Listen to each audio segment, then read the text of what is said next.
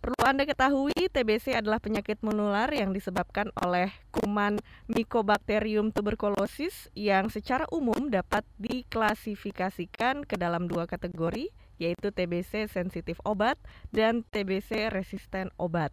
Nah, khusus pagi hari ini, kita akan membahas apa yang disebut dengan TB sensitif obat. Bagaimana cara pengobatannya dan apa saja permasalahan serta tantangan yang dihadapi selama ini dalam penanganan TBC. Baik, dan bersama dengan kita sudah ada narasumber yang terhubung secara virtual dan langsung saja kita sapa. Yang pertama adalah Bapak Berry Aditya, Program Manager PR Komunitas Konsorsium Penabulu STPI. Selamat pagi Pak Berry, apa kabar? Kabar baik, Kabar baik, sehat selalu ya Pak Berry ya. alhamdulillah sehat. Dan juga berikutnya kita sapa narasumber kita, Mbak Dewi Wulan, Ketua Organisasi Terjang Jawa Barat dan penyintas tuberkulosis. Halo Mbak Dewi, apa kabar? Halo pagi Mbak Ines, Alhamdulillah baik Mbak Ines. Iya, senang sekali saya bisa berjumpa dengan Pak Berry dan Mbak Dewi di kesempatan pagi hari ini di siaran Ruang Publik KBR. Dan satu lagi kita masih menunggu kehadiran narasumber kita berikutnya, yaitu Dr. Siti Nadia Tarmizi, MEPIT, Direktur P2PML Kementerian Kesehatan Republik Indonesia. Kita harapkan beliau bisa segera bergabung bersama-sama dengan kita karena rencananya Dr. Nadia ini akan live siaran dari studio KBR. Oke.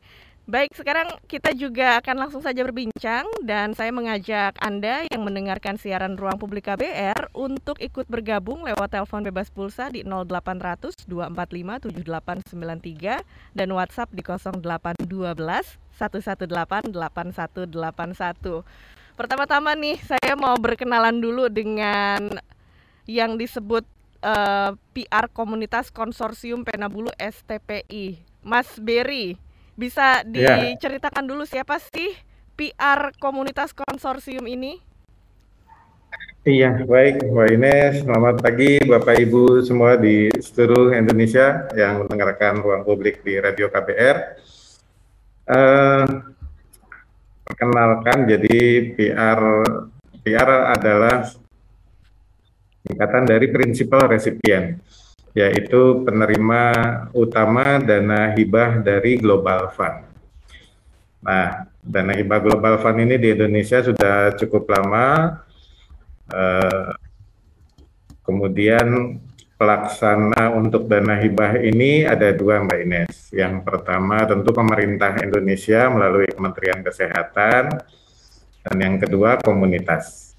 Nah, komunitas ini dari CSO, masyarakat sipil, yang kita bahu-membahu bersama-sama berusaha keras untuk menuntaskan atau mencapai target-target eliminasi TBC, biar TBC-nya tidak menjadi masalah kesehatan di Indonesia. Iya.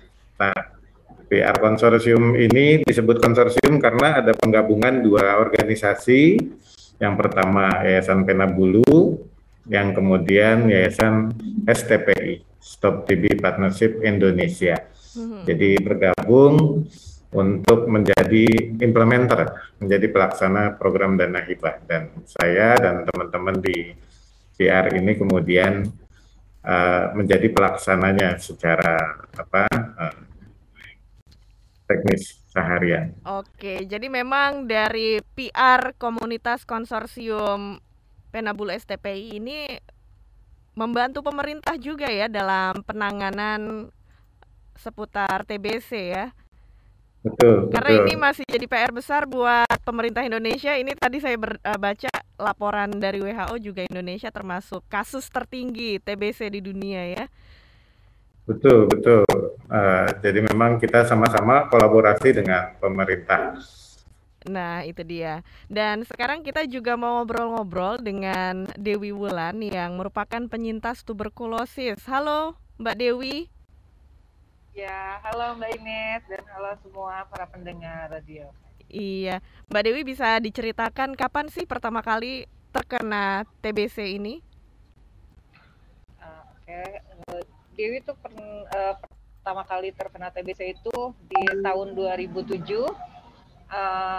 tahun 2007, dan itu sebenarnya sih sudah batuk-batuk tuh udah lama, batuk, demam, penurunan berat badan. Cuman pada saat itu pengetahuan tentang TBC-nya Dewi memang bukan kurang, memang tidak tahu. Jadi saya beranggapan kalau misalkan batuk dan demam itu hanya batuk-batuk biasa.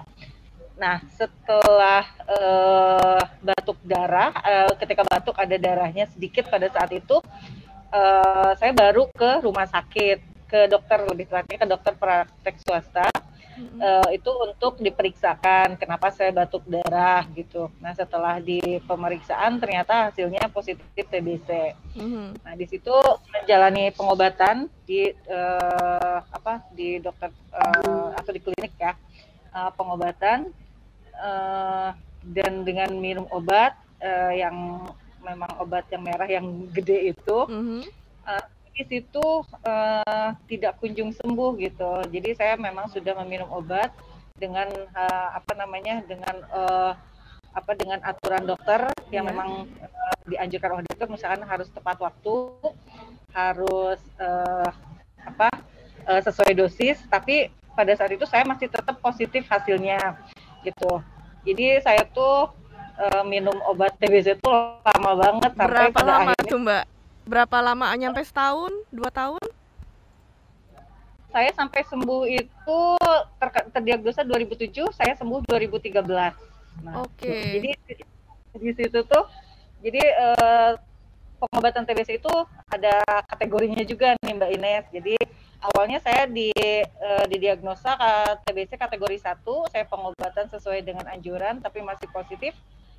Terus saya didiagnosa TB kategori 2 dan saya pun memulai pengobatan, tapi di situ tak kunjung sembuh sampai pada akhirnya saya didiagnosa TB resisten obat. Jadi TB yang memang sudah resisten. Jadi dan itu setelah didiagnosa TB resisten obat, saya pun tidak langsung diobatin karena pada saat itu di Jawa Barat memang belum ada obatnya.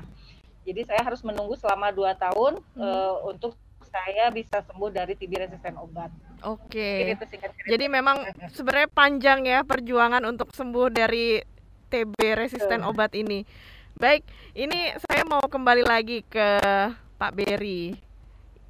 Tadi kan kita sempat membahas, sempat disebutkan juga kalau kasus TBC di Indonesia ini tinggi ya angkanya. Kalau menurut PR Komunitas Konsorsium Pena Bulu STPI, apa sih penyebab kasus TB di Indonesia masih tinggi? Ya, baik Mbak Ines. Sebelum ke situ mungkin sedikit informasi juga Mbak Ines. Jadi yang pertama, kita bekerja di 190 kabupaten kota dari total seluruh kabupaten di Indonesia dan di 30 provinsi. Nah, yang kami kerjakan itu terutama strateginya adalah penemuan kasus. Jadi menemukan kasus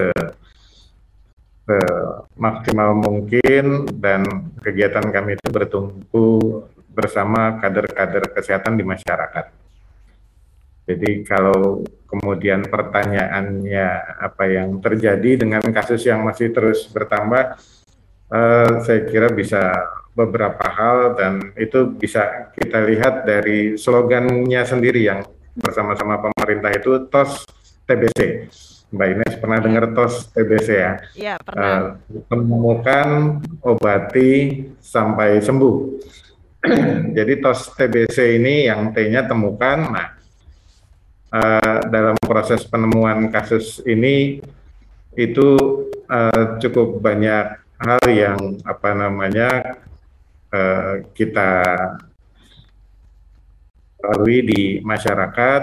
Yang pertama, bagaimana kader-kader kita di masyarakat itu mendatangi rumah-rumah pasien TBC untuk kemudian dilakukan edukasi, komunikasi, termasuk juga melakukan screening kepada keluarganya yang kontak serumah.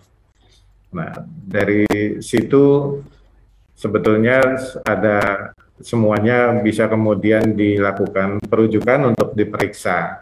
Nah, dari hal tersebut, dari titik awal ini salah satu kendalanya karena tidak bergejala gitu, misalnya tidak batuk, tapi karena kontak serumah itu ada keengganan juga untuk memeriksakan diri misalnya kayak gitu. Nah, terus kemudian kalaupun bersedia nanti ada waktu, nggak sempat mau ke puskesmas gitu.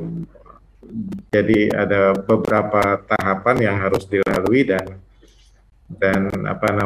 itu yang kemudian peran kader terus-menerus mengedukasi sehingga masyarakat mau memeriksakan diri pada saat di rumahnya ada yang sakit TBC, dan juga jika ada gejala tertentu yang seperti batuk atau punya faktor risiko seperti merokok atau ada faktor risiko penyakit lain yang memang kemudian kontak serumah dengan pasien TBC.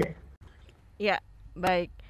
Jadi memang untuk fokusnya sendiri dari PR komunitas konsorsium ini adalah penemuan kasusnya ya, dan juga betul, bekerja sama dengan kader-kader kesehatan di masyarakat ya, Pak Beri ya. Baik, dan sekarang bersama dengan kita sudah ada Dr. Siti Nadia, Direktur P2 PML Kementerian Kesehatan Republik Indonesia. Dan Dr. Nadia ini jadinya bergabung lewat Zoom ya, ngobrol-ngobrol secara virtual dengan kita. Langsung saja mau saya sapa. Selamat pagi, Dr. Nadia, apa kabar? Selamat pagi, kabar baik.